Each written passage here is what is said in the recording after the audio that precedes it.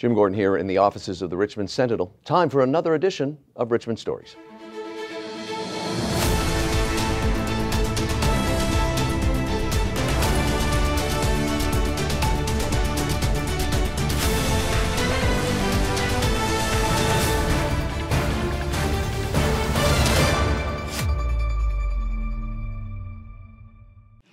Well, our guest today is no stranger to the Richmond Sentinel. She has provided our viewers with valuable health and wellness information for months. She is a best-selling author, a registered dietitian, a certified meditation expert. She is an NLP master practitioner, hypnotherapist, a podcaster, and as we come up onto the camera here, she's also, of course, a columnist and guest expert on our videos here at the Richmond Sentinel, which is where we are. Rika Mansingh, you were away for, well, we haven't seen you since early December. Yeah, you took a month off to go home to see your family in South Africa. It's great to have you back. It was so awesome to be back home and so grateful to be here, Jim. Thank you for having me. You're quite welcome. Well, we're a couple months into 2024, and of course, while you're away, all around the world, people are making New Year's resolutions, get fit, eat better, drink less coffee, whatever that. I don't say this gleefully, but often that just decreases after a couple of days, if not a week. And we're into that period now where people that are sticking with it are still going at it. But it's interesting because we want to talk today about change and people's resistance to change. And people often saying, no, I'm too old or I'm too set in my patterns. In your book, The Empowerment Mind Diet Equation, you discuss the concept of the brain can change. Let's elaborate on that. This is such an interesting concept, Jim, because for decades, scientists believe that we're born with a fixed number of brain cells. And if we damage them with unhealthy lifestyle choices as we age, we may not repair them or make new brain cells. But it is so empowering to know that this is no longer true. We can actually repair damaged brain cells and also boost our brain cells, even if we're older. Right, and the brain can actually be molded to become smarter, more creative, resilient, adaptable to change. And we can also improve our memory and reduce our risk of Alzheimer's disease. And I'm going to go through two technical I was going to say, you've got everybody hooked on that now. What are some of the strategies to boost brain cells and change the brain? Okay, and before I go into the strategies, I just want to highlight two terms because I'll be referring to it throughout, right? So the first is neurogenesis is the production of new brain cells, right? And in my book, I explore neuroplasticity, which is the brain's ability to restructure and repair itself, right? So basically what that scientific jargon means is that you're never too old to change your brain and you can have a mental makeover at any point. Okay, and coming back to your question about the strategies, there's very simple strategies to boost brain cells or boost neurogenesis, right? And it occurs by increasing a protein called BDNF, which basically stands for brain-derived neurotrophic factor. But what that does, Jim, is that it preserves the brain cells that you have, and it also repairs damaged brain cells. So that's excellent. Simple strategies: eating healthy for the brain. So I like to say, eat brain-wise. Learning is a crucial component to boost your brain cells. Exercise, very important one. Yes. And there's things like maintaining healthy relationships and social connections, right? Also doing pleasurable activities, reading, writing, gardening. Being in nature is naturally what your brain wants. And also getting sufficient sleep. Going a little further now, eating brain-wise, again, I think we're hooking people in here. Give us 3 key foods or ingredients that boost brain cells and support brain health. I'm curious to hear what you're going to say to this. Yes, so there's so many foods and ingredients that boost neurogenesis, increase brain cells, enhance brain function, but I will just cover 3 of them. And there may be some overlap in previous segments. I like to say omega-3 for a brainy me. I'm making notes, actually, you should say omega-3, for a brainy me. So omega-3 actually, it boosts that protein BDNF, so it increases your brain cells through neurogenesis. It enhances your brain function. It is also a very, it reduces inflammation. it reduces your stress hormone cortisol. And omega-3s actually alleviate symptoms of depression and reduce your risk of Alzheimer's disease. And we get our omega-3, as I mentioned previously, from your oily fish, your salmon, your sardines, your mackerel, your herring, and your halibut. It's also available in supplement form. Yeah, I was going to say, because sorry to interrupt you, but if you're someone who can't eat then you can do your omega-3 supplements if you're not eating fish 2 to 3 times a week. Yeah. The second ingredient, I would say, come on in curcumin. What does that mean? Curcumin is a compound found in turmeric, right? And you often I've heard find you talk it in, about turmeric yes, before. so turmeric it also increases BDNF, boosts your brain cells, and it reduces your risk of Alzheimer's disease, right? So turmeric is like a spice. You can add it to your food, you can add it to your tea, or you could take it in supplement form. But it's very water soluble. So you want to do turmeric twice a day. If you're taking it in a supplement form, you want to do at least 500 milligrams twice a day because it leaves your system very fast. Right? And black pepper is known to enhance turmeric absorption. So that's another good nutrient for brain health. And the third one, I say, bring on the berries. So berries, blueberries, cranberries in particular, they actually enhance brain function and they protect your brain cells against aging. Also, blueberries have antioxidants called proanthocyanins, and what they do is actually improve learning, improve memory, improve your thinking, and delay brain aging and shrinkage. So simple strategies: blueberries, omega-3s, curcumin. That's just a few. I could speak about that for 2 hours. I like that. I think a lot of people are probably going, if blueberries weren't so damn expensive where we live, I certainly would be buying them more. Here's a question I've been really looking forward to asking you about, and that is red wine. Now, there are some mixed reviews on that. You and I have been out many times socially with our crew, and red wine is something we've all enjoyed. Is there benefits for the brain? So actually, Jim, mixed views, as you mentioned. Many diets include a glass of red wine as part of a healthy eating plan, right?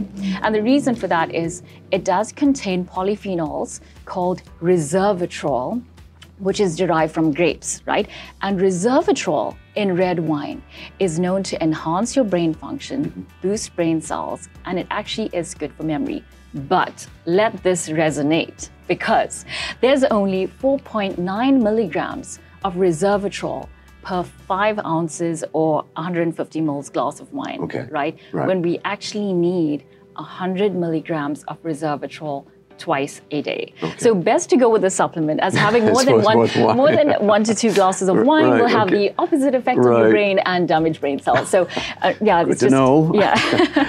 I'm interested in your thoughts on this next question too, because you and I have known each other a long time. I've always been a jogger, but last late summer I was kind of given the approval through my doctor to start incorporating weights again, which I've now been doing for about 6 months. What a difference in my energy level. I mean, jogging's great, but being able to add that element too, so that your muscles don't get into atrophy. Long question to get to you saying, talk about how that optimizes mental and brain health. Exercise is crucial, right? Also, it increases the protein, BDNF, boosts your brain cells, and it does that by increasing blood flow to your brain, right? And specifically, aerobic exercise, running, cycling, cardio, swimming. Yes, so that actually improves learning and memory, right? And also, Jim, it's so important to know when you look at the studies, according to Harvard research, if a person does 2.5 hours of cardio or aerobic exercises per week, they actually increase their white and gray matter in their brain and prevent brain shrinkage associated with dementia. Is there, I tend to be a person who likes to work out early afternoon. It breaks up the day, especially like if, working at home.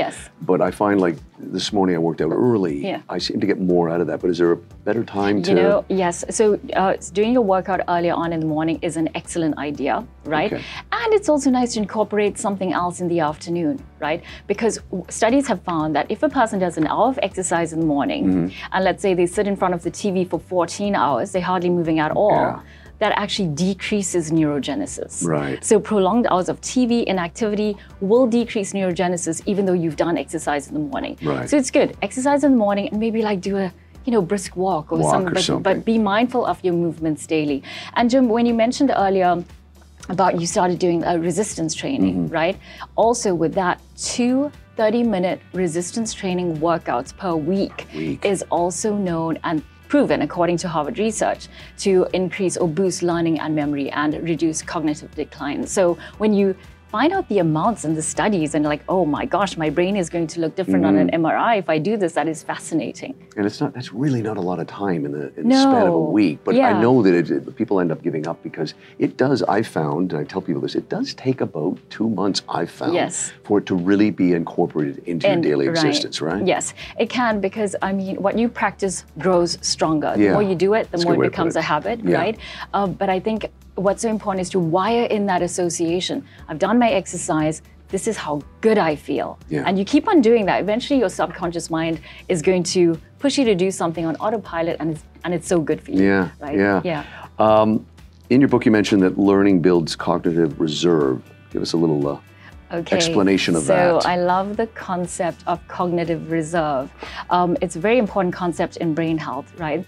Now, basically, view cognitive reserve as a shield, a protective shield, or your brain's defense mechanism, right?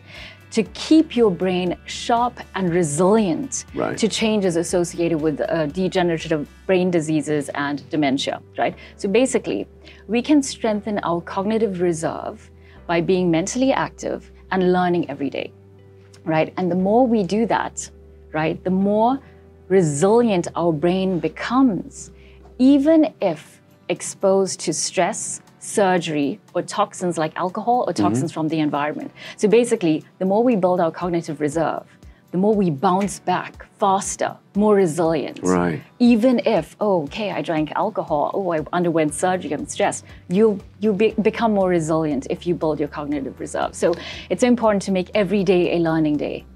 One last question for you. In your NLP book, Awaken the Magic Within, you wrote a chapter, You Are the Game Changer. Everything you want is on the other side of change. Talk a bit about that. Yes, so I would say you definitely are the game changer. And to revisit the New Year's resolutions, many people start off in January, I'm going to do this and this and this. By February, by March, all that fades away. I think it's so important to recognize that every day is an opportunity for a fresh start. Right? And view your journey in terms of your progress. It's about progress, not perfection. Right. But what I loved about NLP, it's made me focus on changing the inner world. That's your thoughts and your beliefs, right? Your beliefs create self-fulfilling prophecies. So if you view yourself as an unhealthy, unfit person, your mind will adopt habits to fit that description, right? But if you believe I'm a healthy person now, you will do more exercise, you will eat healthily, you will slowly change your mindset, right? And the other thing about change is true change happens when a person is willing to do something different, one step at a time, and move forward to achieve the result that they want. And what I love is, and I'm just going to quickly mention, I read this book called Psycho-Cybernetics, the author Maxwell Meltz, and he writes about a bicycle. And I loved it. I'm going to try and remember what he wrote about, but he says, a bicycle maintains its poise and equilibrium as long as it's moving forward towards something, right? You have a good bicycle. The trouble is you're trying to maintain your balance by sitting still and having no place to go. So it's so important to empower yourself with a vision of what you want to accomplish, and then move forward each day, one step at a time, with an unshakable belief in yourself, and just keep going. Great way to end it. Hey, we always like to do this. Where can people find out more information on you? You have a website. You're very active with podcasts and social media. Yes, so www.rika-4wellness.com or email info@rika-4wellness.com. Excellent. Oh, it's always great to have you on. It's always great stuff. You're one of the few people I interview where I'm actually making notes as you give the answer so I can follow everything. But another great one, You Are the Game Changer 2024. Rika Mansingh. Check her out in the Richmond Sentinel, print version, digital version as well. Thanks for watching.